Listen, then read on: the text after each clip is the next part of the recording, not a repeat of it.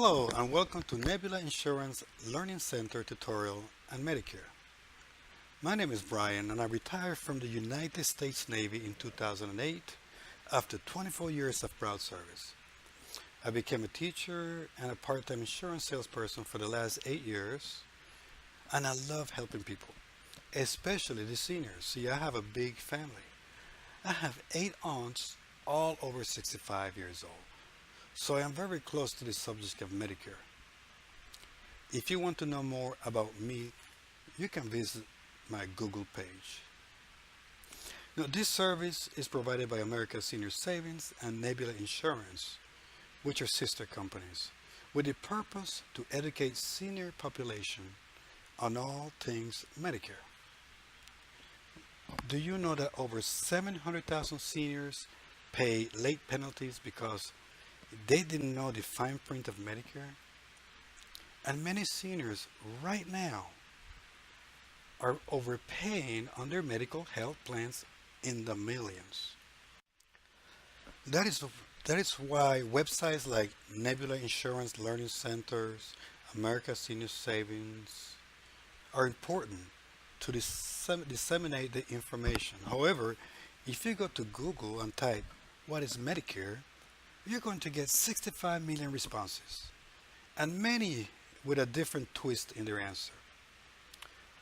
Here, we only use the information from reputable sources. Stop going through 20 pages and 20 YouTube videos. It is confusing. Now, on the last slide of every one of our tutorials, we list those reputable sources where we use the information to make this tutorial. Now, all of our tutorials are going to be presented in PowerPoint, and you can come back as often as you want to look at them. In each slide, I will be making some highlights of information that I want you to remember, but I'm not going to read the whole slide because otherwise you're going to be watching this for hours, and really I can't really upload a video that's longer than 15 minutes. As always, you're welcome to go to our forum. The link is right there on the bottom. I designed a section on that forum that's called tutorials. And you can make your comments such as what you liked, what you disliked, how to improve the tutorials, any new topics you want us to create. All comments are welcome. You can post your questions and answers and get your answers right there too. Okay, now let's move on. Okay, so enrollment periods. The important thing that I want you to remember during this tutorial are these 3 enrollment periods, because you're just starting into Medicare. There's the initial period, the general enrollment period, and the special enrollment period. Now, a special note here. If you do not have your Medicare and You 2016 manual, I want to ask you to please download it. I have the link right there on the top right. Please click it, download it. I really do suggest that you read it first so you can have a basic understanding of Medicare. Then when you come to this tutorial, you're probably going to get some answers to the questions that are in your head, back in your head, that you kind of, I don't understand these, I don't understand that. So if you can do that, that'll be great. Okay, so the first enrollment is called Initial Enrollment Period, or IEP. Remember the acronyms.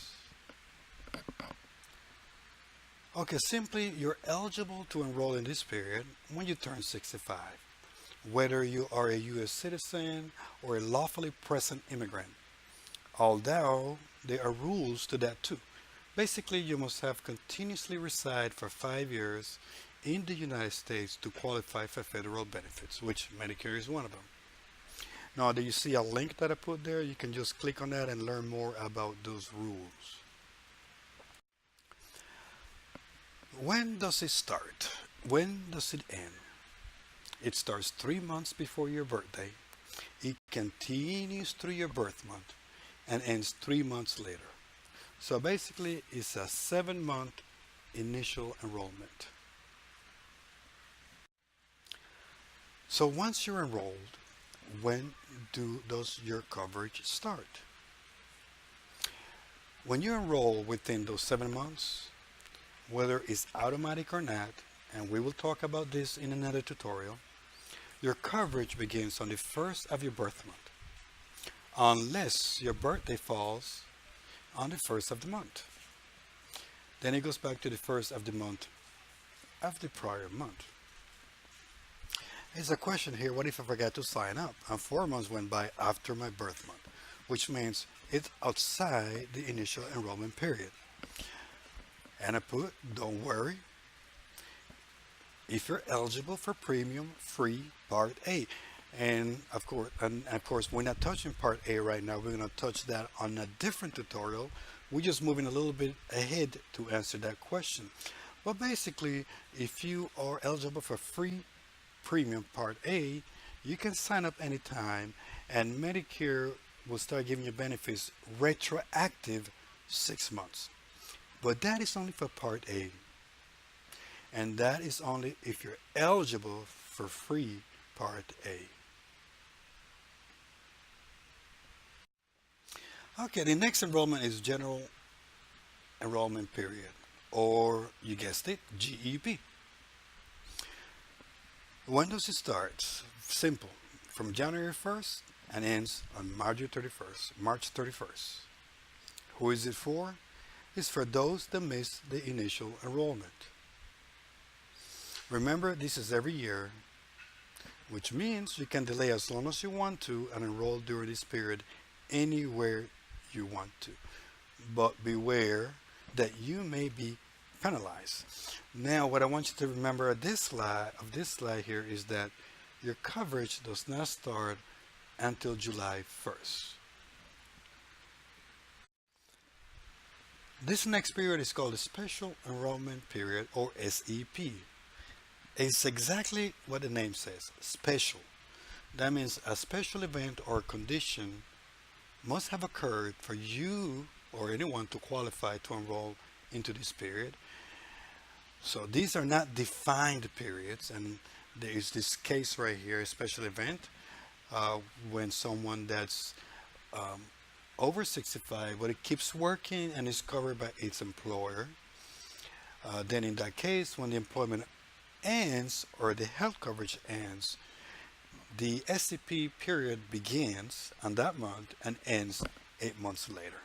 But then again, this is just for special event.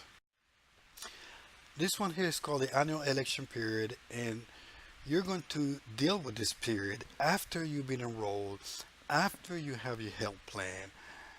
But then a year later, during defined enrollment dates, you're going to have a chance to make some changes in your health plan. But we're going to visit this later on. The open enrollment period, this is just FYI. It deals with Obamacare and the health marketplace. They are also defined periods, but so that you know that the law says that you cannot have Medicare and be enrolled in Obamacare. And that was it for the enrollment period here.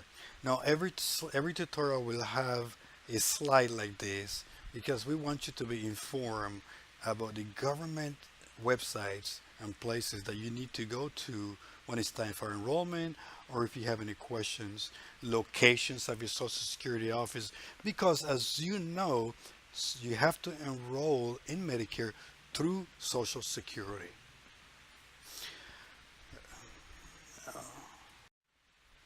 Okay, these are the reputable resources that we use for all of our information. As you can see, we don't use 20 or 10, but we use just a few of them.